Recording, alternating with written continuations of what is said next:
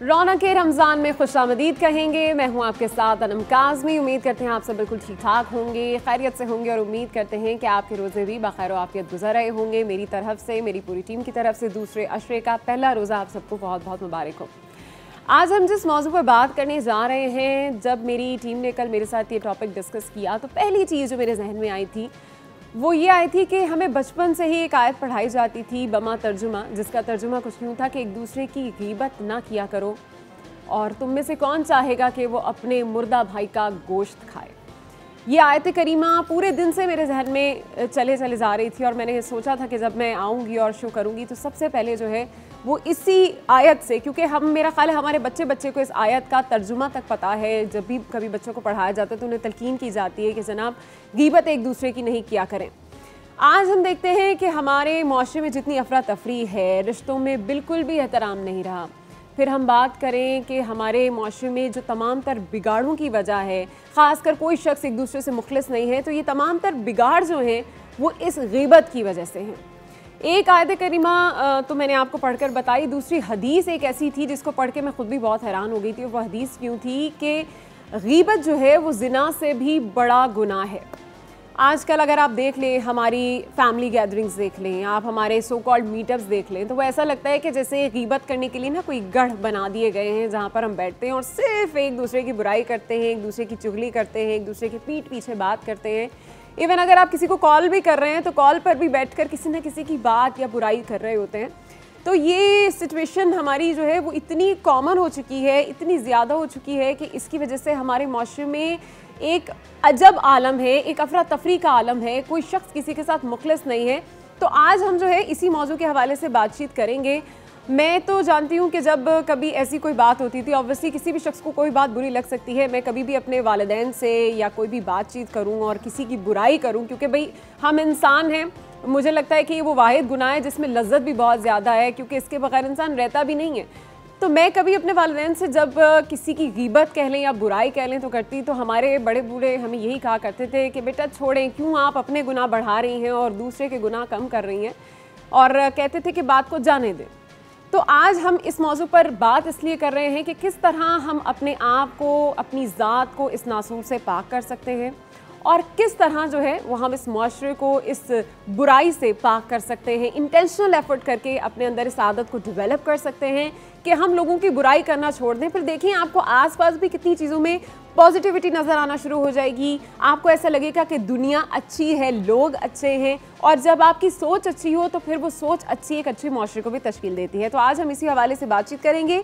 हमारे साथ उलमाए कराम भी शो में मौजूद होंगे और हमारे साथ होंगे शेफ़ मज़ेदार सी रेसिपीज़ के साथ। तो अभी हम रुक करेंगे हमारे सेगमेंट इफ्तार अराउंड द वर्ल्ड का।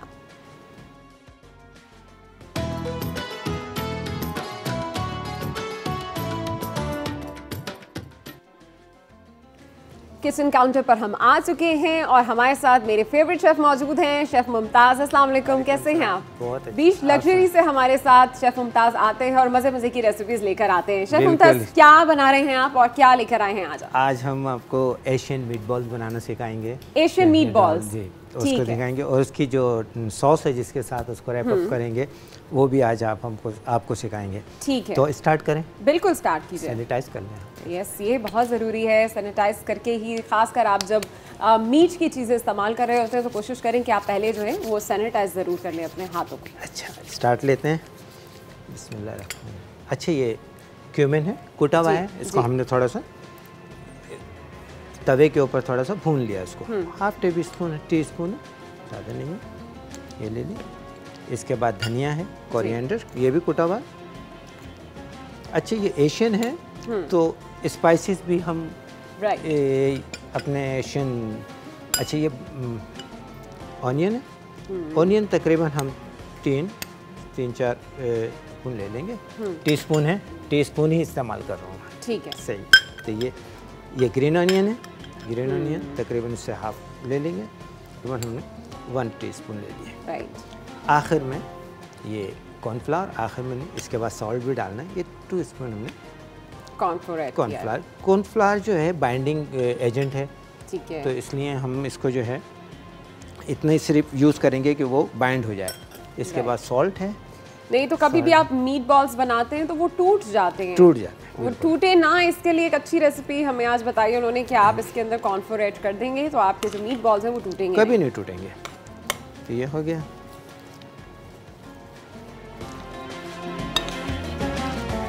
हमने चिकन का मिन्स जी, चिकन का है, बिल्कुल चिकन का है, और इस चिकन में ही सही रहेगा ये। ठीक है। अच्छा, थोड़ा धनिया है, थोड़ा सा कलर आएगा और इसका टेस्ट, इस टाइप की जो चीज़ें हमने वही डाली है। बाकी ग्रीन चिलीज जो है उनको आप डाल सकते हैं, जैसे कि अभी शेफ ने भी डाला है, और उसके साथ ग्रीन अनियन यूज़ किया है, और उसके साथ कोरिएंडर यूज़ किया है, और ये बड़ी छोटी प्यारी प्यारी सी मीट बॉल्स बना रहे हैं आज हम।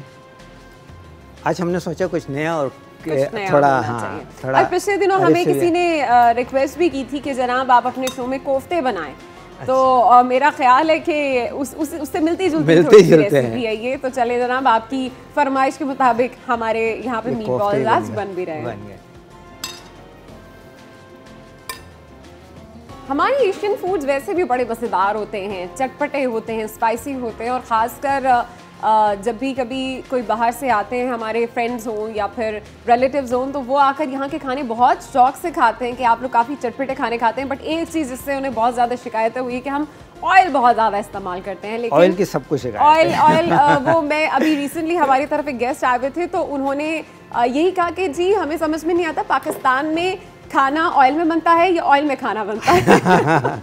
बिल्कुल सही। तो ये थोड़ी हमारे यहाँ खानों को स्पाइस देने के लिए हम ज़रा चीज़ें फ्राई बहुत करते हैं, या हम ऑयल का इस्तेमाल जो है बहुत ज़्यादा करते हैं। लेकिन इट डिपेंड्स कि आप ऑयल कौन सा इस्तेमाल कर रहे हैं। अगर आप ऑयल अच्छा इस्तेमाल कर रहे हैं तो फिर ज़्यादा या कम डजंट रियली मैटर। अगर आप ख़ासकर डालडा का जो कलौंजी कनौला ऑयल इस्तेमाल करेंगे तो फिर वो खानों को ज़्यादा हेल्दी भी बना देता है, और टेस्टी तो वो वैसे भी बना देता है। और दूसरी ये कि क्वालिटी ऑयल इस्तेमाल करेंगे तो वो इतना नहीं है, आपके बॉडी के ऊपर इफेक्ट नहीं करता। और सस्ते ऑयल या सस्ते के लिए विदाउट ब्रांड जो हैं वो तो लाजमी उनके अंदर कुछ तो हो, दो नंबरी होती है। तो ये मीट बॉल हम तकरीबन ये बना लिए हैं। इसके बाद हम जाएंगे कोफ्तों में हम बनाते हैं, वो भी ऐसे ही होते हैं कोफ्तों के लिए? कोफ्ते के तो हम जो कोफ्ते जो घर पे बनाते हैं उसके अंदर तो बहुत ही ज़्यादा एक ये समझिए स्पाइसेस होते हैं, और जो हर्ब जो मसाले इस्तेमाल करते हैं, चना इस्तेमाल करना, खसखस इस्तेमाल करना, तो बहुत ही ज़्यादा है।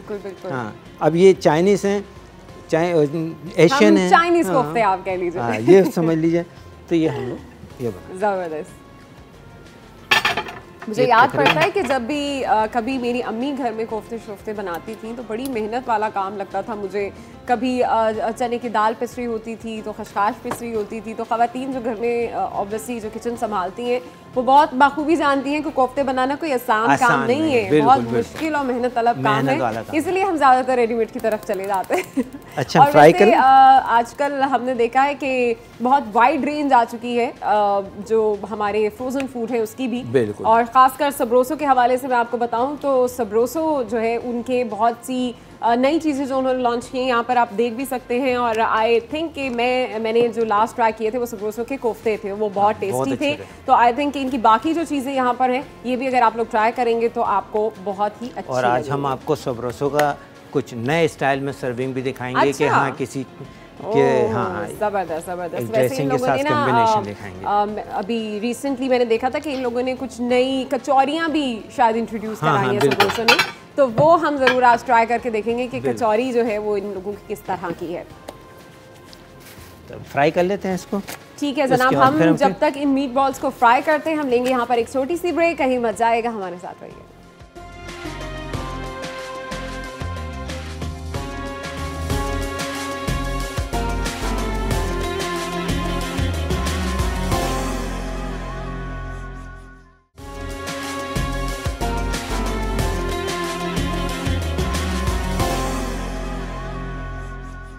रौनक के रमज़ान में एक बार फिर से आपको खुशामदीद कहेंगे। ब्रेक पे जाने से पहले हमने अपनी मीट बॉल्स को तैयार किया था और देन उनको फ्राई करने के लिए हमने पैन में डाल दिया था। अब ये फ्राई हो चुकी है। मजीद नेक्स्ट क्या करने जा रहे हैं ये हम शेफ से पूछ लेते हैं। अब हम क्या करने लगे? अब हम इसकी सॉस बनाएंगे, जिसके अंदर जी इसकी सॉस बना लेते हैं।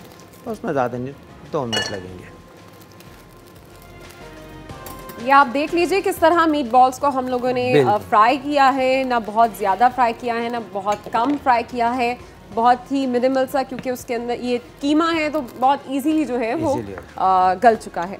अच्छे गार्लिक लेंगे, थोड़ा गार्लिक सोते कर लेते हैं।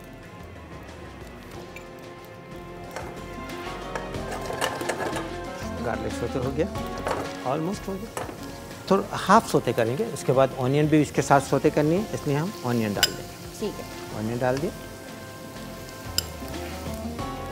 ऑनियन को सोते होने देते हैं थोड़ा।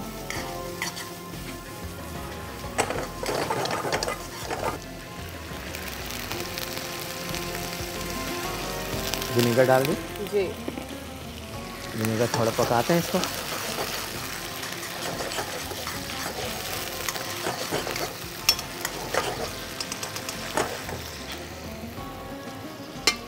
जैसे कि मैंने आपको पहले भी बताया था कि कभी भी अगर विनेगर को हम डालते हैं पैन के अंदर तो मेक श्योर कि आपका फ्लेम जो है वो हल्का हो, अदरवाइज विनेगर जब भी आप हीटेड पैन में डालते हैं तो एकदम से आग भी भड़क उठ सकती है। तो बड़े ध्यान के साथ विनेगर का इस्तेमाल आपने करना है। अब हम इसमें डाल रहे हैं सोया सॉस डालेंगे। सोया सॉस ऑलमोस्ट हमने 1 सर्विस स्पून डाल दिया। थोड़ा पके, इसके बाद हनी डालेंगे। हनी डाल दिए। अच्छा, इसमें हनी भी डलता है? हनी भी है। ओके। थोड़ा सा सॉल्टी एंड स्वीट होता है, थोड़ा सा ये डाल दिए। स्वीट एंड सावर किस्म की हमारी ये एक अच्छा, अब हमारे पास 2 ऑप्शन हैं। 2 ऑप्शन हैं। एक ऑप्शन ये है कि हम स्वीट चिली सॉस भी इस्तेमाल कर सकते हैं। ये तकरीबन 1 सर्विस स्पून है। राइट। और अगर आप चाहें तो इसके साथ केचप भी यूज़ कर सकते हैं। ठीक है जी। स्वीट चिली सॉस हम यूज़ कर सकते हैं, अदरवाइज हम इसकी जगह केचप भी इस्तेमाल कर सकते हैं। सॉल्ट हमने डालेंगे क्योंकि सोया सॉस इसके अंदर है। हॉट सॉस तो नहीं डाल रहे हम इसमें, हॉट सॉस नहीं ऐड किया हमने ऑलरेडी फ्लेक्स डाले। ठीक है, थोड़ा सा पानी डालेंगे। ओके।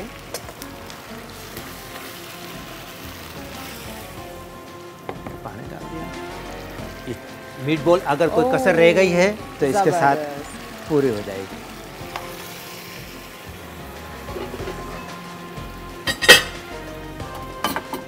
वंडरफुल। ये बहुत ही मज़ेदार से मीट बॉल्स बन रहे हैं। आप इनकी शक्ल देखिए और इनकी जो सॉस हमने बनाई है इंतहाई मज़ेदार, चटपटी। और चाइनीज़ फूड में अक्सर हम देखते हैं कि 3 सॉसेस बहुत ज़्यादा डलती हैं, that is hot sauce, soya sauce and vinegar. इसके बगैर तो इनके सारे खाने बहुत अधूरे हैं, राइट? बिल्कुल। ऑलमोस्ट रेडी है। जो कसर थी ख़त्म हो गई जो पकने की।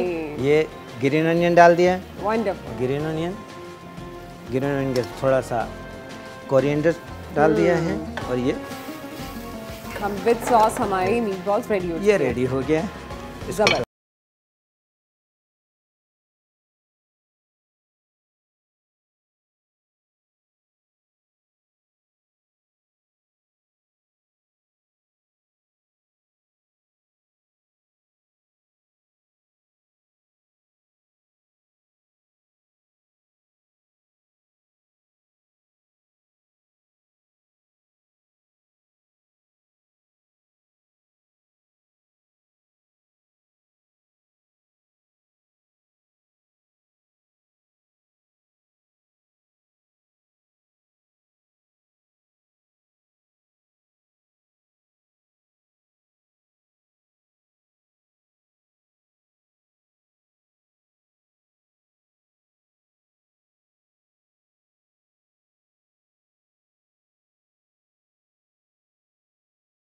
से ज़्यादा how you present it matter करता है एट टाइम्स। आपकी प्रेजेंटेशन अच्छी हो तो खाना जो है उसका मज़ा दुबाला हो जाता है। हमारी रेसिपीज़ जब भी शेफ़ बनाकर जाते हैं हम लोग इफ्तार में ट्राई करते हैं और बहुत ही लजीज रेसिपीज़ होती हैं।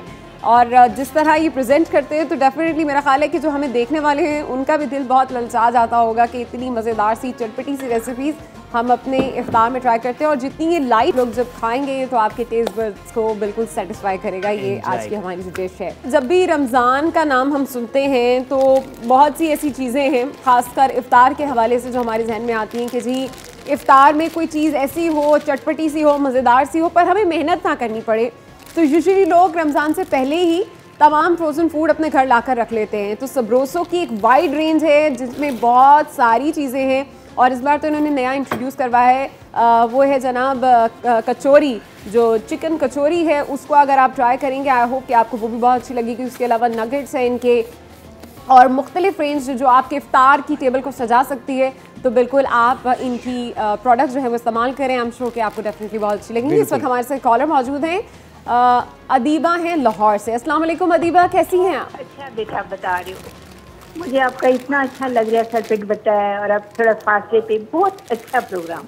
Thank you so much Adiba, thank you so much Adiba. क्या कहना चाहेंगी मजीद? कोई शेफ से बात करना चाहेंगी? कोई फरमाइश आपकी? जी हेलो जी अदीबा, आप तक हमारी आवाज़ पहुंच रही है? हेलो जी जी, आवाज़ आ रही है आपको?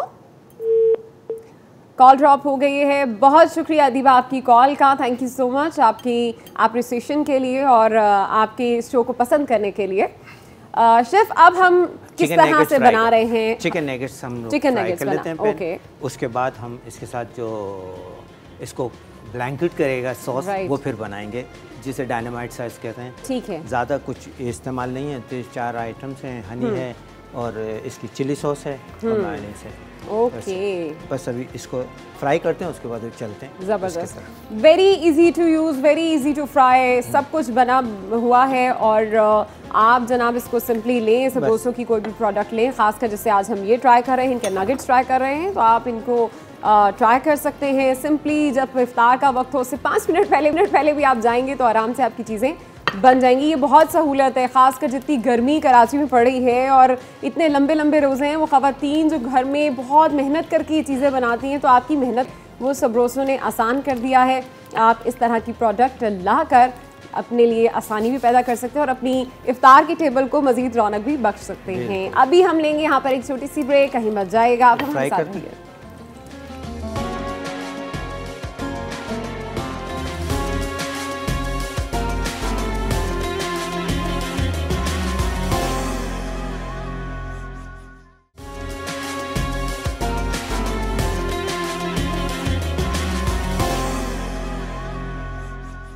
रौनक के रमज़ान में एक बार फिर से आपको खुशामदीद कहेंगे। हम रुक करेंगे शेफ़ की जानिब और शेफ़ इस वक्त अपने नगेट्स जो हैं वो बिल्कुल फ्राई कर चुके हैं। अब क्या होने लगा है नेक्स्ट, ये देखते हैं। अब हम बनाएंगे अब dynamite sauce. Dynamite sauce, okay. ये तकरीबन हाफ कप है। ये मायोनीज है। ये क्या चीज़ है? मायोनीज। मायो है, ओके। ये प्लेन मायोनीज है, कुछ ऐड नहीं है इसके अंदर। राइट। मैंने तो ये होता है गार्लिक मायो, ये नहीं है, सिर्फ है। इसके अलावा ये स्वीट चिली सॉस है।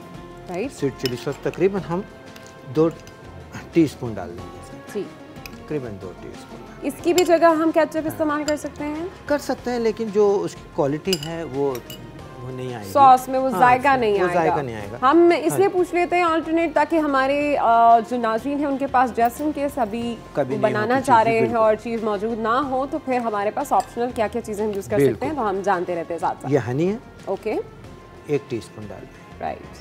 1 टीस्पून हनी डाल दिया इसमें। ये चेरेसो सॉस है।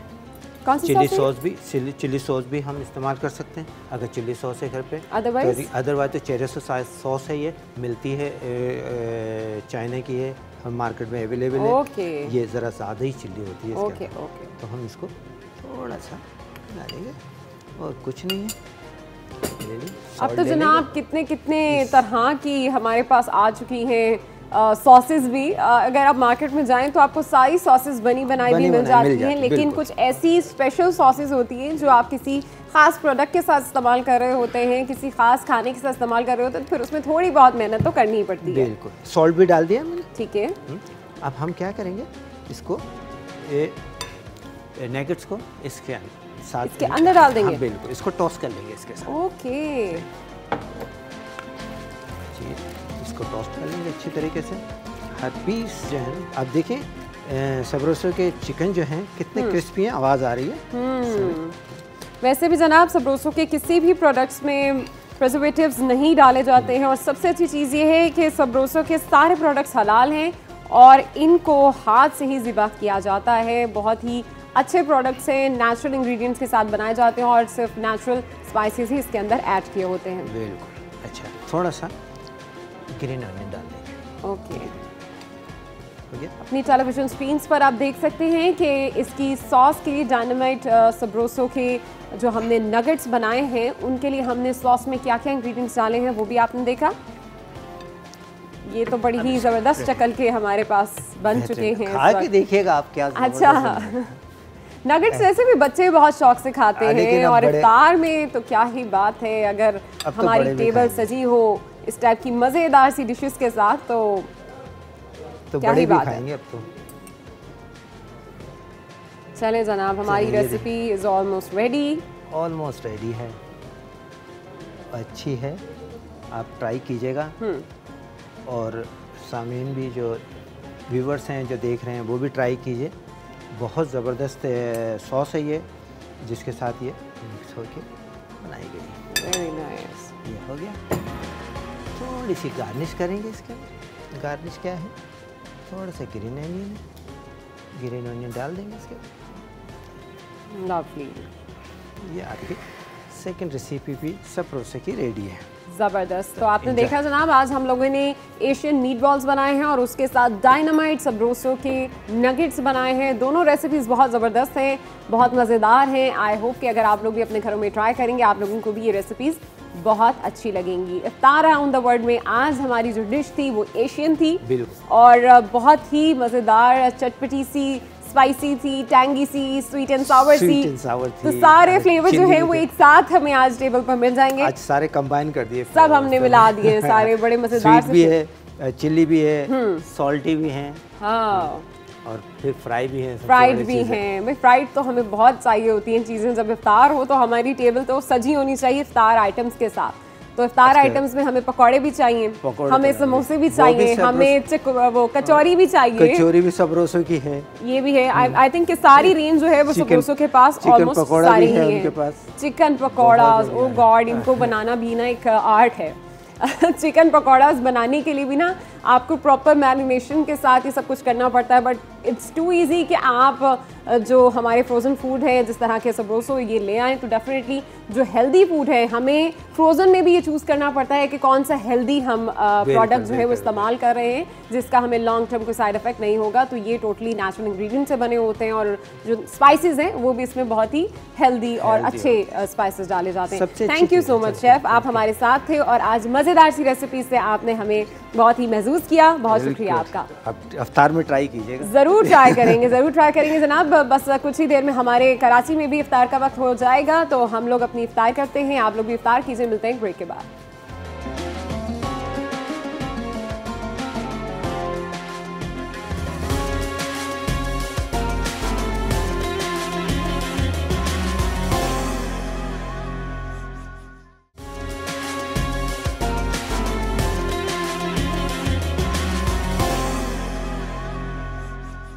रौनक रमज़ान में आपको एक बार फिर से खुशामदीद कहेंगे। आज जैसे कि शो के आगाज़ में ही मैंने आपको बताया था कि हम बात करेंगे गीबत के हवाले से। तो आज का मौजू जो है वो दर हकीकत सिर्फ आप लोगों के लिए नहीं बल्कि मैंने अपनी इस्लाह के लिए भी रखा है। बहुत से ऐसे लोग हैं मुझ समेत कि जिनकी महफिलें इस गीबत से पाक नहीं हैं। हजूर अकरम सल्लल्लाहु अलैहि वसल्लम ने वाक़े मिराज के बाद इरशाद फरमाया कि मैंने देखा कि कुछ लोग ऐसे थे कि जिनके नाखून तांबे के थे और वो अपने चेहरे और अपने सीनों को नोच रहे थे। उन्होंने हज़रत जिब्राइल अलैहिस्सलाम से दरियाफ़्त किया कि ये लोग कौन हैं। तो हज़रत जिब्राइल अलैहिस्सलाम ने जवाब दिया कि ये वो लोग हैं जो अपने भाइयों का या अपने लोगों का गोश्त खाते हैं, यानी उन लोगों के इज़्ज़त व नामूस को उछालते हैं, उनकी इज़्ज़त व नामूस को छीनते हैं या फिर उनकी गीबत करते हैं। तो आप इस इरशाद से ही मेरा ख़्याल है नबी अकरम सल्लल्लाहु अलैहि वसल्लम के फरमान से ही अंदाज़ा लगा लीजिए कि उन लोगों में शामिल होने का क्या कैफियत होगी कि जो लोग गीबत करते हैं। आज दरअसल हम इस शो पर बात भी इसलिए कर रहे हैं कि रमज़ान मुबारक में एक तो ऐसी आदत हो जो हम लोग छोड़ते हुए जाएं। इस माह रमज़ान में कोई तो तब्दीली जो है वो अपनी ज़ात के अंदर लेकर आएँ। इसी मौजू पर बात करने के लिए आज हमारे साथ मौजूद हैं शो में मुफ्ती साहब सैयद ज़ैगम अली और उन्हें हम शो में वेलकम करेंगे। अस्सलाम वालेकुम and welcome to the show. कैसे हैं आप? अल्हम्दुलिल्लाह, वालेकुम अस्सलाम व रहमतुल्लाहि व बरकातुहू। मुफ्ती साहब, गीबत के हवाले से हम बात कर रहे हैं। ये टॉपिक जो है वो बहुत वसी है, इस पर काफ़ी ऐसी आप समझ लें मुहर्रकात हैं कि जिनमें हम कहते हैं कि कुछ जगह ऐसी हैं जहाँ पर गीबत जायज़ भी है, कुछ जगह ऐसी हैं जहाँ पर गीबत बहुत बड़ा गुनाह है, कुछ जगह ऐसी हैं जहाँ पर गीबत को हराम भी करार दिया गया है। तो आज इसकी मुख्तलिफ इक़साम पर हम बातचीत भी करेंगे, लेकिन सबसे पहले मैं यही जानना चाहूँगी कि कुरान और सुन्नत में गीबत को कितना बड़ा गुनाह करार दिया गया है? बिस्मिल्लाहिर्रहमानिर्रहीम अल्लाहुम्मा सल्ली अला मुहम्मद व अला आलि मुहम्मद। सूरह हुजुरात में अल्लाह ताला ने मुख्तलिफ़ जो माशरती बुराइयाँ हैं उनका तज़किरा फरमाया, बतौर ख़ास ग़ीबत का तज़किरा फरमाया कि एक मिसाल बयान फरमाया कि वला यग़्तब बादुकुम बादा, तुम आपस में एक दूसरे की ग़ीबत ना करो। फिर फरमाया कि इसकी मिसाल जो तुम ग़ीबत करते हो तो इसका अंजाम कैसा है, इसका गुनाह किस कदर संगीन है। इससे मुताल्लिक़ फरमाया कि अयुहिब्बु अहदुकुम अन याकुला लहमा अख़ीहि मैतन फ़करिहतुमू, यानी क्या तुम पसंद करते हो कि अपने मुसलमान मुर्दा भाई का तुम गोश्त खाओ, यकीनन तुम इसे नापसंद कर, फ़करिहतुमू, यकीनन तुम इसे नापसंद करते हो, वत्तकुल्लाह, तो अल्लाह से डरो तुम। यानी तुम जो काम कर रहे हो आज, ग़ीबत यह है कि किसी की गैर मौजूदगी में उसका कोई राज फाश किया जाए, उसकी कोई बुराई लोगों के सामने बयान की जाए। अब इसको आप सल्लल्लाहु ताला अलैहि वसल्लम ने भी अहादीस में मुसलमान मुर्दा भाई का गोश्त खाने से ताबीर फरमाया। तो मुराद ये है कि जिस तरह मुसलमान को इस दुनिया से चला जाता है, उसकी रूह उसके जिस्म से निकल चुकी है, उसकी रूह वहाँ मौजूद नहीं है, उसका सिर्फ जिस्म है। तो जिस तरह हम उसके जिस्म को कोई शख्स तकलीफ़ पहुँचाता है, खाने की तकलीफ़ होती है उसको या किसी और तरीके से उसको तकलीफ़ पहुँचाई जा रही है, तो इसी तरह वो मुसलमान भाई जिसकी ग़ीबत की जा रही है वो यहाँ मौजूद नहीं है, वो रूहानी और जिस्मानी तौर पर यहाँ मौजूद नहीं है। हम उसकी भी गैर मौजूदगी में उसके साथ भी वैसे ही सलूक करें। वहाँ तो सिर्फ उसके जिस्म को नोचा जा रहा है या जो मिसाल बयान फरमाई जा रही है उसके जिस्म को तकलीफ़ पहुँच रही है, यहाँ उस ज़िंदा बंदे को, उसकी रूह को, उसके जिस्म को, उसकी मुआशरती हैसियत को, उसकी इज़्ज़त नफ्स को और उसका जो स्टेटस मुआशरे में है, उसने एक जो इज़्ज़त का लिबास पहना हुआ है, वो उसका और अल्लाह का मामला है। हम उसको दुनिया वालों के सामने फाश कर रहे हैं, जिसका अल्लाह ने पर्दा रखा हुआ है, हम उसको दुनिया के सामने रुसवा कर रहे हैं। तो इसीलिए फरमाया कि ये ऐसा है जैसे तुम अपने मुसलमान भाई का तुम गोश्त खा रहे हो। और रोज़े की हालत में तो और संगीन मामला है। एक मरतबा आप सल्लल्लाहु अलैहि वसल्लम ने सहाबा इकराम से फरमाया कि रोज़ा कोई अफ्तार ना करे जब तक मैं इजाज़त ना दूँ। नफली रोज़ों का आप सल्लल्लाहु अलैहि वसल्लम ने एहतमाम करवाया। तो दो ख़वातीन से मुताल्लिक़ अर्ज़ किया गया कि रसूलल्लाह, ये ख़वातीन भूख की वजह से, शिद्दत की वजह से इनकी कैफियत वो बड़ी सख्त हो रही है और आप इजाज़त दें कि ये रोज़ा खोल लें। तो हुज़ूर ने 3 मरतबा हुज़ूर की बारगाह में अर्ज़ किया गया। आप सल्लल्लाहु अलैहि वसल्लम ने नागवारी का इज़हार फरमाया और अपने रुख अनवर को फेर दिया। अब चौथी मरतबा जब अर्ज़ किया तो आपने फरमाया कि उन दोनों को बुलाओ। अब वो जब 2 ख़वातीन हुज़ूर की बारगाह में आई तो आप सल्लल्लाहु अलैहि वसल्लम ने जलाल का इज़हार, नाराज़गी का इज़हार फरमाते और इरशाद फरमाया कि अल्लाह ताला ने तुम्हारे रोज़े को हलाल चीज़ों के ज़रिए खोलने से तुम्हें मना किया था। यानी तुम रोज़े में खाना पीना नहीं कर सकती, हालांकि वो हलाल है, वो जायज़ है। तो हलाल चीज़ों से बचने का हुक्म फरमाया था और हलाल चीज़ों से रोज़ा खोलने से मना तुम्हें फरमाया था। तुमने हराम के ज़रिए उसको खोल दिया, उसको तोड़ दिया। यानी तुमने ग़ीबत के ज़रिए उसको तोड़ दिया। अपने मुसलमान भाई की जो ऐब है और नकाइस हैं, खामियाँ हैं, तुमने उसको फाश करके रोज़े का जो असल मकसद है तुमने उसको फोत कर दिया। तो आज हम देखें कि हमारा रोज़ा इस कैफियत में गुजरता है, हमारी ज़िंदगी अगर इस कैफियत में गुजरती है तो इंतहाई संगीन अमल है। और बिलखुसूस रोज़े की हालत में तो ये इंतहाई संगीन है। सिर्फ भूख और प्यास की एक शिद्दत है, उसके अलावा रोज़े की जो अफादियत, जो तासीर और रूहानियत हम उससे महरूम रहेंगे। अच्छा, आप ही की बात से मेरे जहन में एक, अब मुझे नहीं पता, मैं इसकी भी तस्दीक चाहूँगी आपसे कि ये इरशाद बारी ताला है या फिर नबी अकरम सल्लल्लाहु अलैहि वसल्लम का फरमान है कि कहा जाता है कि दोज़ख में भी तादाद ख़वातीन की ज़्यादा होगी। तो क्या उसके पीछे भी यही वजह बताई गई है कि ग़ीबत करती हैं ख़वातीन ज़्यादा? जब 3 ख़वातीन साथ बैठी हो तो चौथी की बुराई हो रही होती है। जी, और आप सल्लल्लाहु अलैहि वसल्लम ने जहाँ ख़वातीन का तज़किरा फरमाया उसी के साथ साथ मर्दों से भी खिताब फरमाया कि ये ज़बान जो है इसकी वजह से, यानी ये इस ज़बान की अगर हिफाजत ना की जाए तो चाहे मर्द हो या औरत हो, फरमाया कि जहन्नम में सबसे ज़्यादा जो जिनको अजाब दिया जाएगा वो इसी ज़बान की वजह से दिया जाएगा। हुज़ूर की बारगाह में कई सहाबा आते और आपसे मुलाकात करने के लिए आपकी वसीयतें आपसे लेते कि रसूल हमें कोई वसीयत फरमाए। तो आप सल्लल्लाहु अलैहि वसल्लम हमेशा अपनी ज़बान से मुताल्लिक़ फरमाए थे कि तुम इसकी हिफाजत करो और इसको गुनाहों से बचाओ, अल्लाह रब्बुल आलमीन तुम्हें जहन्नम से बचाएगा। और यहाँ तक हुज़ूर ने फरमाया कि जो शख्स मुझे 3 चीज़ों की ज़मानत दे और मैं अल्लाह का रसूल सल्लल्लाहु अलैहि वसल्लम मैं उसे जन्नत की ज़मानत देता हूँ। एक फरमाया कि जो 2 जबड़ों के दरमियान है, और एक फरमाया कि 2 पपोटों के दरमियान आँखें, और दूसरा फरमाया कि इंसान अपनी इज़्ज़त की हिफाजत दे कि उसको वो यानी गलत तरीके से, नाजायज़ तरीके से अपने ख्वाहिशात नफ्सानिया की तस्कीन नहीं करेगा। इन 3 चीज़ों की फरमाया कि तुम ज़मानत दो, मैं तुम्हें जन्नत की ज़मानत देता हूँ। मैं आपसे मुफ्ती साहब यही पूछने वाली थी कि ग़ीबत जो है वो क्या सिर्फ हमारी ज़बान से ही होती है या जिस्म के दीगर आज़ा से भी हम जो है ग़ीबत कर रहे होते हैं? हमने तो नए नए तरीके ग़ीबत के निकाले हुए हैं। अब तो मैसेजेस का ज़माना है, इंटरनेट का, फेसबुक और इस तरह के सोशल साइट्स का। ट्रोलिंग्स तो होती है, आप देखें कि किसी हम की देखें ना, हमने कोई पोस्ट हमने शेयर की, तो अब वो पोस्ट जिस शख्सियत से मुताल्लिक है, जिस बंदे से मुताल्लिक है, क्या हमने उसको कंफर्म किया है कि ये वाक़यातन ऐसा है? वो मतलब एक सुनी सुनाई बात। और फिर हुजूर ने फरमाया कि जो झूठा होने के लिए, इंसान के झूठा होने के लिए यही काफ़ी है कि वो सुनी सुनाई बातें फॉरवर्ड कर दे, लोगों को फैला दे। यानी उसने खुद तहकीक नहीं की। और फिर जो हम बेशक हम जो बात आगे फैला रहे, अगर उसकी कंफर्मेशन नहीं है तो शरीयत ने हमें पाबंद तो नहीं किया तुमने फैलानी है वरना तुम्हारा ईमान ज़ाया हो जाएगा, ऐसा नहीं है। लेकिन हम फैलाएंगे तो हम उसके ज़रूर जवाब दें कि हमने ये बात की है, तो फिर ये ऐसा है या नहीं। तो फिर एक जो आज ज़माने में जो सबसे ज़्यादा एक मौसर उसका तरीका है कि वो सोशल साइट्स के ज़रिए इस तरह का ग़ीबत का मामला किया जाता है।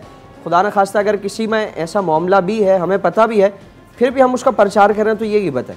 फिर किसी मजलिस में अगर किसी शख्सियत से मुताल्लिक बातचीत हो रही है और उसके अच्छे औसाफ बयान किए जा रहे हैं, अब हम आँखों के ज़रिए, कनखियों के ज़रिए हम इशारा करें कि नहीं ये तो, हाथों से इशारा करें कि नहीं ये तो ऐसे, तो अब हम ये अपने इन आज़ा के ज़रिए, ये इशारे किनाए में हम ये लोगों को बता रहे हैं कि भाई ये ऐसा नहीं है, ये जो तुम ये तो ऐसे ही शेखियाँ बिगाड़ रहे हैं या अपनी इज्जत का वो एक लिबादा उड़ा हुआ है, ये ऐसा नहीं है। हम उसकी हकीकत, अगर अल्लाह ना करे उसकी कोई ऐसी खामी भी है तो हम उसको बता रहे हैं। हाँ। तो ग़ीबत किसी भी तरीके से हो, अगर वो मुसलमान भाई की इज्जत नफ्स को मजरूह करने का बायस बन रही है तो वो हराम है। अच्छा, तो आप अभी हमें बता रहे थे कि अगर हम किसी की बुराई करें ये तो ग़ीबत है, लेकिन कोई गलत अफवाह भी फैलाना किसी चीज़ के हवाले से, तो वो भी हमारी ग़ीबत नहीं आएगी?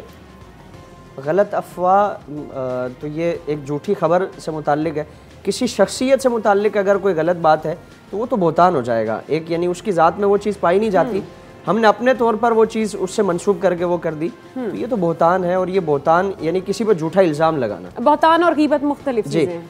ग़ीबत यह है कि उस शख्स में वो चीज़ पाई जाती है। यही सहाबा इकराम से जब आप सल्लल्लाहु अलैहि वसल्लम ने ग़ीबत की तबाहकारियाँ और उसकी जो होलनाकी है, गुनाह, उसको बयान फरमाया, तो सहाबा ने अर्ज़ किया रसूलल्लाह बाज़ मरतबा हम में से किसी में वो बुराई पाई जाती है, तो क्या अगर उसकी वो बुराई लोगों के सामने बयान की जाए तो क्या ये भी ग़ीबत है? तो हुज़ूर ने फरमाया कि ग़ीबत ही यही है कि तुम्हारे मुसलमान भाई में कोई खामी पाई जाती है, तुम उसकी गैर मौजूदगी में जाकर उसका प्रचार करो।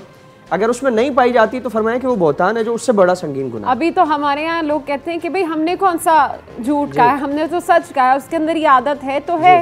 तो इस चीज़ का भी अलग लोग मानते हैं कि जी अगर हमने बात की है तो हमें इसमें कोई वो जो है मतलब सदाकत है, हम अपने तौर पर कोई बात नहीं कर रहे। और अभी मैं एक चीज़ आप लोगों के साथ यहाँ पर शेयर करना चाहूँगी कि एट टाइम्स ऐसे होता है कि कोई शख्स जिसको आप अच्छा जानते हैं कि वो शख्स अच्छा है, लेकिन किसी महफिल में आप बैठे हों और सब मिलके उसकी बुराई कर रहे हो, तो आप बिला बात के उस बुराई में शामिल हो जाते हैं और आप भी उस शख्स के बारे में सही जानते हुए गलत बयान करते हैं, तो तब भी उसके बहुत बड़े गुनाह हैं। इस हवाले से मज़ीद भी हम मुफ्ती साहब से जानने की कोशिश करेंगे, लेकिन यहाँ लेंगे एक छोटी सी ब्रेक। कहीं मत जाएगा, हमारे साथ रहिए।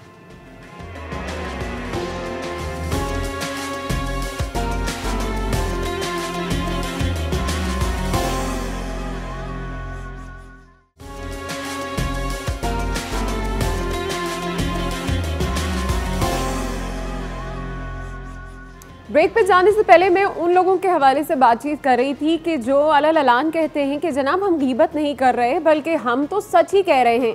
तो ऐसे लोगों के लिए आपको बता दें हम कि ग़ीबत एक गुनाह नहीं बल्कि एक कुफ्र बन जाता है कि जो लोग अल्लाह ताला की जानिब से हराम की गई चीज़ यानी ग़ीबत जिसको खुदा ताला ने हराम करार दिया है उसको हलाल बनाकर पेश कर रहे हों कि जो हम काम कर रहे हैं वो सही है या हम सच ही बोल रहे हैं, लेकिन आपने अल्लाह के उस हराम काम को हलाल बनाने की कोशिश की, तो ये चीज़ भी कुफ्र के ज़ुमरे में आती है। इसी तरह ग़ीबत कुछ दीगर इक़साम भी हैं, वो हम जानने की कोशिश करेंगे मुफ्ती साहब से। मुफ्ती साहब, ग़ीबत की दीगर कुछ इक़साम भी हैं जिसमें ग़ीबत को गुनाह भी कहा गया है, ग़ीबत को हराम भी करार दिया गया है। इसी तरह कुछ ऐसी सूरतें भी हैं जिसमें ग़ीबत को जायज़ भी करार दिया गया है। हम चाहेंगे कि तफसीलन आप ज़रा इन इक़साम के हवाले से जो है वो हमें उन पर वज़ाहत पेश करें। जी, बिस्मिल्लाहिर्रहमानिर्रहीम। ग़ीबत की तकरीबन 3-4 सूरतें हैं। सबसे पहली सूरत यह है कि ग़ीबत बाज़ औक़ात वो हराम की तरफ, वो कुफ़र की तरफ उसका मामला हो जाता है।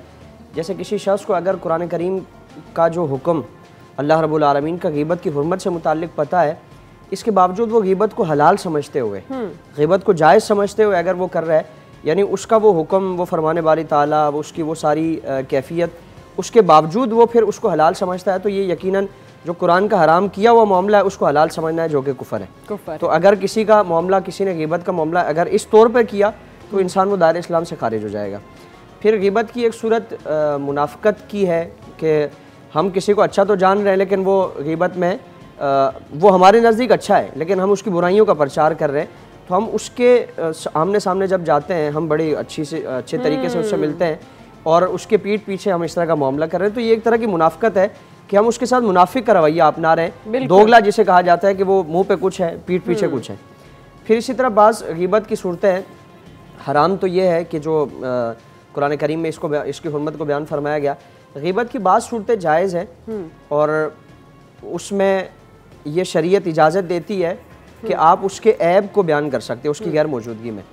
जैसे कोई शख्स जालिम है और कातिल है, बदकार है, उसने ये गुनाह किया है, अब आपको काजी के सामने, हाकिम वक्त के सामने इंसाफ के लिए या उसको सज़ा दिलाने के लिए, मजलूम को उसका हक दिलाने के लिए, जालिम को उसके कैफिर किरदार तक पहुँचाने के लिए उसका ये जुल्म, उसकी ये बुराई बयान करनी ज़रूरत है। तो फिर आपने लाजमी है, आप पर लाजिम है कि आप उसकी वो सारी चीज़ें बयान करें। फिर इसी तरह अगर कोई औलाद नाफरमान है और वालदेन को पता नहीं है, जिस तरह आज वालदेन की आंखों में धूल झोंकी जाती है कि वालदेन के सामने तो बड़े बाइज़्ज़त बने हुए हैं, शरीफ बने हुए हैं, और बाहर दोस्तों के सामने बदकिस्मती से हमारे बच्चों की जो गैदरिंग आजकल वो उसका मामला चल रहा है, वो इंतहाई उस पर संगीन उसके जो नताइज निकलने वाले हैं। तो इसलिए वालदेन को चाहिए कि अपने तौर पर भी इन चीज़ों पर नज़र रखें। वालदेन के सामने अगर कोई उनकी औलाद की ऐसी चीज़ें वो पेश करता है इस नीयत के साथ कि वालदेन उसकी इस्लाह करें, उसको राह रास्त पर लाएं, तो ये गीबत की जायज़ सूरत है। अच्छा। और लाजिम है बल्कि कि हम इस तरह की चीज़ें जो बाअसर अफराद हैं, जैसे वालदेन बाअसर हैं या हुक्काम बाअसर हैं, कोई इदारा इस तरह का बाअसर है कि वो मजलूम को उसका हक दिलवा सकता है, जालिम को उसके जुल्म से रोक सकता है, मुआशरे में जो बेरहरवी जो फैलाने वाले अफराद हैं उनको वो लगाम डाल सकता है। तो एक तरह की गीबत है, लेकिन ये हम पर जायज़ है, बल्कि लाजिम है कि हम, ताकि मुआशरे में इन बुराइयों का प्रचार ना हो सके। और एक सिचुएशन ऐसी भी आती है कि जिसमें अगर बेटी की शादी आप कर रहे हो और उसके शौहर, होने वाले शौहर के हवाले से आप कोई ऐसी चीज़ जानते हैं जिसमें आपको लगे कि ये चीज़ उसके वालिदैन को पहले बताना ज़रूरी है, तो ऐसी सूरत में भी जो गीबत है वो आपकी जायज़ होगी। अगर आप उसकी किसी खामी के हवाले से या किसी उसकी पर्सनालिटी के हवाले से कोई ऐसी बात जो जानते हैं, जो खुफिया है, जो उन्होंने वाज़ेह नहीं की है, तो वो बात भी आप सामने कर सकते हैं। अच्छा, कुछ ऐसी सूरत हाल होती है कि जिसमें हम गीबत, मैंने जैसे कि पहले भी कहा था कि गीबत एक ऐसा गुनाह है कि जिसकी लज्जत भी बहुत है। हम आज 3 लोग बैठे हो तो चौथे शख्स की बुराई हो ही रही होती है। मुफ्ती साहब, क्या वजह है, हम अपनी ज़ात की तस्कीन के लिए गीबत को क्यों हथियार बनाने लगे हैं? हमारी महफिलें इन चीज़ों से पाक क्यों नहीं है? क्या इसके असबाब हैं? गीबत लोग इतनी क्यों करने लगे? एक तो ये कि किसी से कोई जलन हो, हसद हो, दुश्मनी हो, तो वो बड़ास निकालने के लिए कि ये तो मैं तो इसकी ऐसी तैसी करूँगा, ये तो मेरे हाथ से अब बचेगा नहीं, मेरे पास तो इसके इतने राज है कि मैं उसको छोड़ूंगा नहीं, मुआशरे में उसका वो मुंह दिखाने के लायक नहीं होगा। तो अब ये एक तो ये हसद और बोझ का मामला है, या कोई किसी के स्टेटस से जलता भी है तो फिर वो उसको बिला वजह उस तरह की अगरचे वो मामूली चीज़ होती है उसको हवा बनाकर पेश किया जाता है। हसद है, बोझ है, जलन है, या फिर बाज़ मरतबा हमारी महाफिल का और हमारी बैठकों का जो मामला होता है कि वो देखा देखी वो सिलसिला चल रहा है। ये बहुत ये सबसे ज़्यादा जो चीज़ पाई जाती है कि वो 4 बंदे हमारे दोस्त बैठे हुए हैं, उन्होंने कोई मसला छेड़ दिया इस तरह का, किसी के मुताल्लिक गुफ्तगू शुरू कर दी, अब हम उसमें अपना हिस्सा मिलाना वो ज़रूरी समझते हैं। अगर ज़्यादा नहीं तो हूँ हाँ तो करते ही हैं, यानी रोकने का और उनको मना करने का ये हम फरीज़ा अंजाम नहीं देते कि यार चलो इनको इस काम से बाज रखें। तो मुफ्ती साहब, जो हूँ हाँ ही कर रहे हैं, चाहे उनकी हाँ में हाँ ही मिला रहे हैं और दिल से जानते हैं कि वो शख्स बुरा नहीं है, लेकिन अभी चूंकि महफिल में बात हो रही है, महफिल में अनजान बनने से बेहतर है कि शामिल हो जाओ, तो क्या ऐसे लोग जो दिल से बुरा नहीं जानते और वहाँ पर सिर्फ खामोशी इख्तियार करते हैं, या अगर जैसे कि आपने कहा कि हूँ हाँ ही करते हैं, तो ये भी गीबत में आएगी? जी, गीबत जिस तरह करने का गुनाह है वैसे गीबत सुनने का और उस मजलिस में बतौर ख़ास एहतमाम के साथ बैठना, अपनी मर्ज़ी से बैठना कि जहाँ इस तरह के मामलात किए जा रहे हो तो उसका भी वैसे ही गुनाह है। सही। और कुरान करीम में जो आखिरत का मामला बयान फरमाया और दुनिया की संगत, उसका फ़ायदा या नुकसान उसको बयान फरमाया गया कि आखिरत में इंसान दुनिया की जो संगतें होंगी, अगर वो बुराई वाली संगतें हैं तो उस पर अफसोस करेगा। यानी वो अल्लाह की बारगाह में हसरत करेगा कि इलाही काश मैंने फ़ुलां फ़ुलां को अपना दोस्त न बनाया होता, या लैतनी लम अत्तखिद फुलानन खलीला, कि एक काश बारी ताला मैंने फ़ुलां फ़ुलां को अपना गहरा दोस्त न बनाया होता। यानी उनकी दोस्ती में बैठ बैठ के मैंने ये काम किए और जिसकी वजह से आज इस नतीजे पे पहुंचा। तो इसलिए हम अपनी बैठकें देखें कि जहाँ, और दोस्त तो वही होता है कि जो दोस्त को किसी अच्छे काम की तरफ लगाए, उसकी दुनिया भी संवारे और उसकी आखिरत भी संवारे। हम अपनी बैठक में, अपने दोस्त अहबाब में, अपनी गैदरिंग में सिर्फ ये चीज़ झांक कर देखें कि इनकी दोस्ती, इनके साथ बैठना दुनियावी और उखरवी तौर पर, दीनी तौर पर मेरे लिए फ़ायदा मंद है या नहीं फ़ायदा है तो फिर ये तो टोटली नुकसान है। ऐसे दोस्त होते हैं मुफ्ती साहब कि जिनकी आपकी ज़िंदगी में होने से बिगाड़ पैदा हो रहे होते हैं और आप उन चीज़ों को बड़े अरसे तक जान नहीं पा रहे होते कि आपके कुछ दोस्त ही आपके घरों में, आपकी ज़िंदगियों में, आपके कारोबार में किस तरह से ख़राबी पैदा कर रहे हैं। वो ख़राबी उसमें पार्टिसिपेट करके नहीं करते, पर ख़राबी उस जहनी खलल डाल के भी कर देते हैं कि जिसको आप बड़े वक्त तक समझ नहीं पा रहे होते कि आपके साथ एक्चुअली हुआ क्या है और ख़राबी जनरेट कहाँ से हो रही है। सब पर भी बात करेंगे और ये भी जानने की कोशिश करेंगे कि जैसे कि अभी मुफ्ती साहब ने बताया कि जो गीबत सुन रहा होता है उसके लिए भी बहुत बड़ा गुनाह है, गीबत सुनना भी एक बहुत बड़ा गुनाह है। इस पर बात करेंगे, लेकिन लेंगे यहाँ पर एक ब्रेक। हमारे साथ रहेंगे।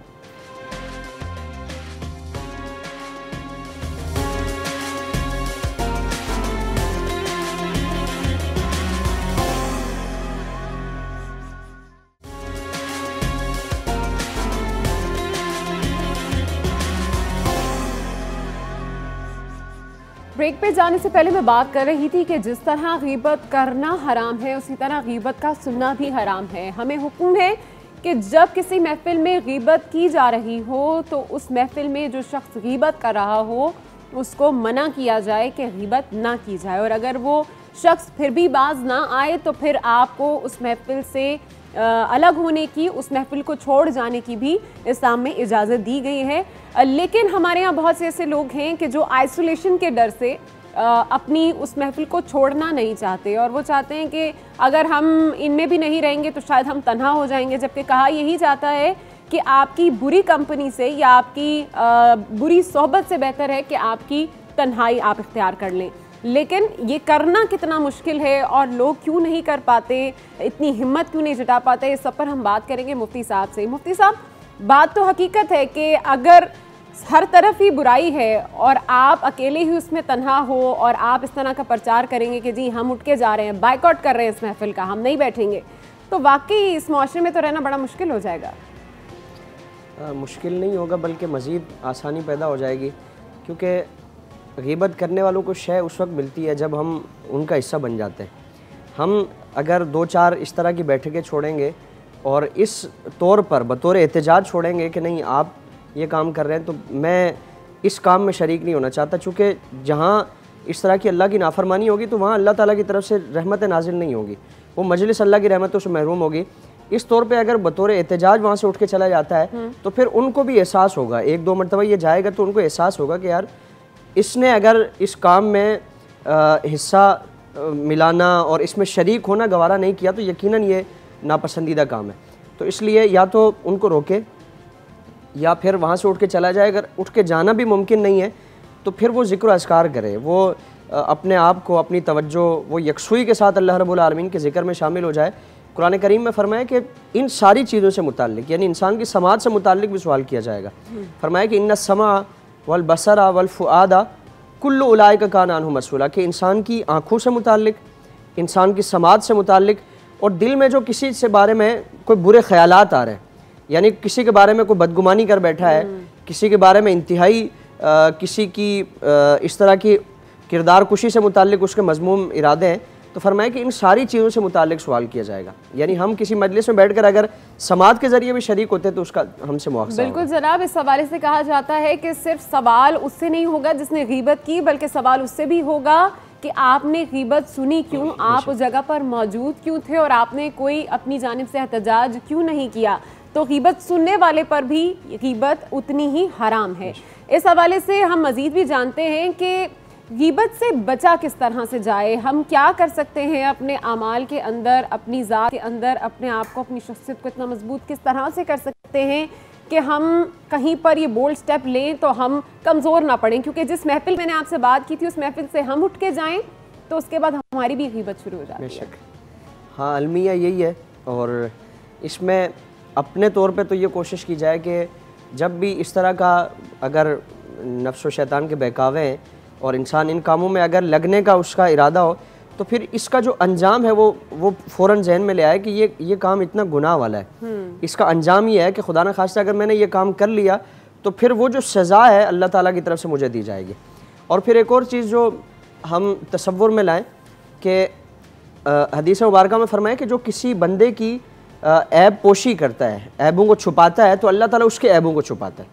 यानी अल्लाह ताला कल क़यामत में ऐसे बंदे को बतौर इनाम और बतौर जज़ा अल्लाह ताला उसके गुनाहों को वहाँ अहले महशर के सामने, यहाँ तो चार बंदों के सामने अगर हमारी कोई बुराई खुल जाए तो हमारी इज़्ज़त वो नहीं रहती और हम मुँह छुपाते फिरते हैं।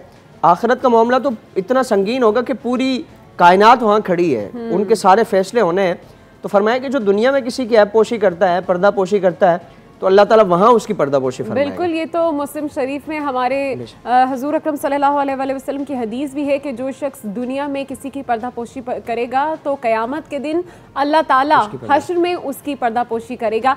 इस हवाले से मजीद भी बातचीत करेंगे। अभी हमें कॉलर ने ज्वाइन किया है, याहिया ने हमें ज्वाइन किया है कराची से। अस्सलाम वालेकुम याहिया, कैसे हैं आप और क्या कहना चाहेंगे? वालेकुम अस्सलाम और मुफ्ती साहब को बहुत सलाम हो। यकीनन हम इस प्रोग्राम से बहुत कुछ सीखते हैं। देखिए, मेरा कहना है मुफ्ती साहब से पूछना है, देखिए मतलब बात ये, कुछ लोग होते हैं, कुछ उनकी आदतें कुछ इस किस्म की होती है जो माशरे में नुकसान पहुंचा रही है। उनसे लोगों को एक तंबीह करना, उनसे लोगों को अवेयर करना, एक ये भी क्या गीबत में आता है। दूसरा मेरा सवाल ये कि एक शख्स जिसकी आदत ही गीबत करना है, वो जब भी बैठेगा दूसरों की बुराइयां करेगा, दूसरों के खिलाफ कोई बात करेगा, मुनाफिकत करेगा, तो मेरे पास कौन सा मुहस्सिब तरीका है, वो कौन से अल्फाज है जिस अंदाज के मैं उसको रोक सकूं? मुझे क्या अंदाज अपना अपनाना चाहिए उसको मैं इस गीबत करने से रोक सकूं? मुझे ये पूछना है। बहुत शुक्रिया। बहुत शुक्रिया याहिया आपकी कॉल का। आपका जवाब हम बिल्कुल लेंगे मुफ्ती साहब से, लेकिन यहाँ पर लेंगे हम एक छोटी सी ब्रेक। कहीं मत जाएगा, आपका जवाब अभी हम लेते हैं मुफ्ती साहब।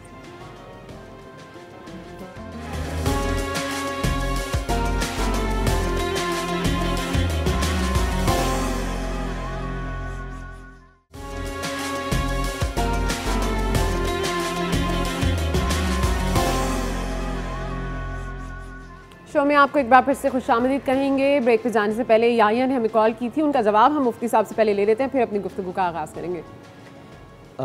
किसी का अगर कोई बुराई या इस तरह के मामलात है तो उसका, जिस तरह हम पहले भी बयान कर चुके हैं कि अगर उसके बुरे असरात मुआशरे में फैलते तो फिर किसी न किसी सूरत में जाकर कोई बाअसर जो शख्सियत है उसके ख़ानदान में, या फिर अगर उसका जुर्म ऐसा है कि वो मुआशरे में फैल रहा है तो फिर कानून नाफिज करने वाले इदारे या इस तरह के जो हज़रात हैं उन तक वो चीज़ बयान करना ये गीबत नहीं है, ये बल्कि फ़रीज़ा है। और अगर कोई किसी का गुनाह मुआशरे में कोई उसके असरात नहीं फैल रहे लेकिन वो उसका गुनाह है बहरहाल, तो उसको फिर तरीके से उसकी इस्लाह की जाए, उसको अकेले में उसकी इस्लाह की जाए ताकि उसकी इज़्ज़त नफ्स भी मजरूह ना हो, लोगों के सामने उसको शर्मिंदगी ना हो और उसका जो गुनाह है वो उससे भी छूट जाए। अच्छा मुफ्ती साहब, एक सिचुएशन मैंने आपसे अभी मैं ब्रेक में भी डिस्कस कर रही थी कि एट टाइम जैसे होता है कि आप पीछे बात करो तो गीबत है, लेकिन सामने बात करो तो बदतमीज़ी है या फिर बुराई है। तो क्या जाए? मतलब अगर किसी शख्स में कोई ऐब है, वो आपकी शख्सियत को मजरूह कर रहा है समवेयर, आपको किसी ना किसी तरह से उसकी ज़ात से तकलीफ़ हो रही है, आप पीछे बात करोगे तो गीबत के ज़ुमरे में आ जाती है और सामने बात करोगे तो आपको बदतमीज़ कहा जाएगा या आपको उसको भी बुराई समझा जाएगा। हाँ, इसका कुरान करीम ने एक सूरत बेहतरीन बयान फरमाया कि उदो इला सबील रब्बिका बिल हिकमति वल मौइज़तिल हसना, हिकमत के साथ कि वो बात हमने कब करनी है, और मौइज़ हसना मतलब अच्छी नसीहत। ये दो चीज़ें हैं किसी की भी इस्लाह करने की, कि हम मौका महल देखें। सबके सामने बताना तो ज़रूरी नहीं है ना, चार बंदों के सामने उसको रुस्वा करना ज़रूरी है। हम अकेले में मौका देखें कि वो जब इस माहौल में हो हमारे साथ कि हम उसकी इस्लाह करेंगे तो वो कारगर साबित होगी। तो फिर एक तो ये, फिर हमारे यहाँ ये होता है कि वो झिड़कने का, डिग्रेड करने का और तानो तशनी करने का ये एक हमारा मिजाज होता है। तो फरमाया कि ये नहीं, मौइज़ हसना मतलब इंतहाई अच्छे अल्फाज का चुनाव करें, अच्छा तरीका हो, अच्छे अल्फाज हों इस तरीके के मुताबिक, जिस तरह अभी इमाम हसन पाक और इमाम हुसैन पाक का वाक़या बयान कर रहे थे कि उन्होंने एक बुज़ुर्ग को देखा, वो वज़ू में कुछ गलतियाँ थी, तो अब उन्होंने इरादा किया कि बताएं, क्योंकि वज़ू नहीं हो रहा फिर नमाज नहीं होगी, लेकिन कैसे बताएं, क्योंकि वो एक उम्र का फ़र्क है। तो अब दोनों शहजादों ने आपस में मशवरा किया और बाबा जी से कहा कि ये मेरे भाई हैं, हुसैन हैं, मैं हसन हूँ, हम में से हर एक ये तकाजा करता है, ये दावा करता है कि मैं वज़ू अच्छा करता हूँ, तो हम तो एक दूसरे को जज नहीं कर सकते, आप बताएं कि हमारा वज़ू देख कर के हम दोनों में से कौन अच्छा वज़ू करने वाला है। अब इन दोनों शहजादों ने वज़ू किया, जैसे जैसे वज़ू करते बाबा जी के सामने अपनी सारी गलतियाँ आनी शुरू हो गई। वो समझ गए कि ये सारा जो तरीका है ये मेरी इस्लाह के लिए, तो ये हमारा तरीका अगर हो जाए कि हम हिकमत भी देखें, मौइज़ हसना यानी कि अच्छी नसीहत भी देखें, इस दो जो एक उसूल शरीयत मुतहरा ने, कुरान ने बयान फरमाए, इसके मुताबिक ग़ीबत हो, चुगली हो या किसी भी गुनाह से मुताल्लिक किसी की हम इस्लाह करेंगे तो अल्लाह ताला तासीर पैदा फरमा देगा। क्या ही खूबसूरत बात कही है। और आप बात बता रहे थे और मैं उस शहर में खो गई थी कि वाकई में हिकमत की ये मंजिलें भी हम नहीं पा सकते, हम उस कमाल तक कभी भी नहीं पहुंच सकते, लेकिन हम कोशिश ज़रूर कर सकते हैं कि इन मिसालों से, इन वाक़यात से हम बहुत कुछ सीखें और अपनी ज़ात के अंदर बेहतरी लाने के लिए हम वक्त कोशिशें करते रहें। ग़ीबत एक ऐसी बीमारी है, एक ऐसा नासूर है जिसने हमारी सोसाइटी को आप समझ लें कि एक अजब आलम में, अजब कैफियत में ले आया है। अफरा तफरी सी होती है। हम देखते हैं कि हमारे रिश्तों में इज़्ज़त नहीं है। हम अगर घर में बात करें, अपनी फैमिलीज़ में बात करें, अपनी गैदरिंग्स में बात करें, तो रिश्तों में कहीं पर भी इज़्ज़त नहीं है। और उसके पीछे वजह ये है कि अगर बच्चा है तो वो माँ से अपने बाप की बुराई कर रहा होगा, अगर माँ है तो वो बाप के हवाले से बच्चों से बुराई कर रही होगी, अगर शौहर है तो वो अपनी माँ से, बीवी के हवाले से बुराई कर रहा होगा। तो रिश्तों में ये एहतराम जो है वो कम इन्हीं वजूहात की बिना पर हो रहा होता है, जो हम जाने अनजाने नहीं समझ पा रहे होते। लेकिन अल्टीमेटली एक बुरे माशरे का क़याम इस तरह की जड़ों से होता है और ग़ीबत उसमें सबसे बड़ी जड़ भी है। तो आज हमने शो में जाने की कोशिश यही की है कि किस तरह से हम ग़ीबत से बच सकते हैं। और ग़ीबत के हवाले से, जैसे कि मैंने आपको शो में भी बोला था कि मैं खुद भी पढ़ के बड़ा हैरान हो गई थी कि ग़ीबत को ज़िना से भी ज़्यादा बड़ा गुनाह करार दिया गया है।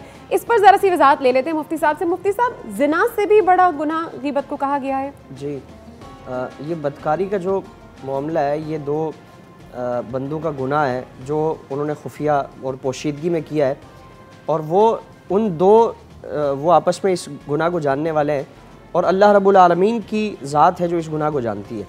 उन्होंने इस गुनाह को फाश नहीं किया, लेकिन यहाँ ये मामला है कि हमने एक मुसलमान की गैर मौजूदगी में उसके जितने भी उयूब थे, नकाइस थे, उसमें जितनी भी खामियाँ थी, वो जहाँ जहाँ हम जा रहे हैं उसका डंडोरा पीटते जा रहे हैं।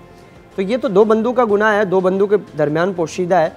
और इसका मामला ये है कि हम जहाँ जा रहे हैं तो वो 4 बंदे, 8 बंदे, फिर उससे वो तादाद बढ़ती तो उन सारे अफराद के सामने हमने इस शख्स को रुस्वा कर दिया, इस शख्स को जलील कर दिया। तो इसलिए फरमाए कि ये बदकारी से बड़ा गुनाह है कि इसको फिर वो 2 अफराद या 4 अफराद के दरमियान महसूर नहीं किया जाता, बल्कि इसके जो असरात हैं वो, और फिर इसकी जो नुकसानात हैं कि वो यानी एक माहौल बना दिया जाता है। हमने तो एक बंदे की ग़ीबत की, अब हमें सुनने वाले वो भी इसी चीज़ में मुलव्विस हो जाते हैं। वो किसी और की ग़ीबत शुरू कर देता है, तीसरा किसी और की ग़ीबत में मसरूफ़ हो जाता है। तो फरमाया कि ये इतना संगीन गुनाह है कि वो इस अमल से भी इसकी जो मज़म्मत है, जो वईद है, जो अज़ाब है, फरमाया कि इसका ज़्यादा है। बहुत शुक्रिया सैयद ज़ैख़म अली साहब, आप हमारे साथ थे और आज के शो में आपने इस अहम मौजू पर रोशनी डाली है। जाने से पहले मैं सिर्फ इतना ही कहना चाहूँगी कि इतनी ना बढ़ा दामने पाकी की हिकायत, इतनी ना बढ़ा पाकी दामा की हिकायत, दामन को ज़रा देख ज़रा बंद कबा दे। इसी के साथ ये प्रोग्राम अपने इख्तिताम को पहुंचता है। उम्मीद करते हैं कि आज का आपको शो बहुत अच्छा लगा होगा, और उम्मीद ये करते हैं कि हम जिस तरह के टॉपिक्स आप लोगों के लिए लेकर आ रहे हैं उससे आपकी पर्सनालिटीज़ में, आपकी शख्सियात में भी कोई ना कोई बेहतरी रहे, ताकि ये रमज़ान का जो महीना है ये जैसे आया है वैसे ही ना चला जाए, इसकी रहमतों बरकतों से हम बेहतरीन तौर पर मुस्तफ़ीद हो सके। इसी के साथ ये प्रोग्राम अपने इख्तिताम को पहुँचता है। इंशाअल्लाह कल आपसे फिर मुलाकात होगी कुछ नए मेहमानों के साथ, कुछ नई शेफ़ की रेसिपीज़ के साथ और मज़ेदार से टॉपिक्स के साथ। अल्लाह हाफ़िज़।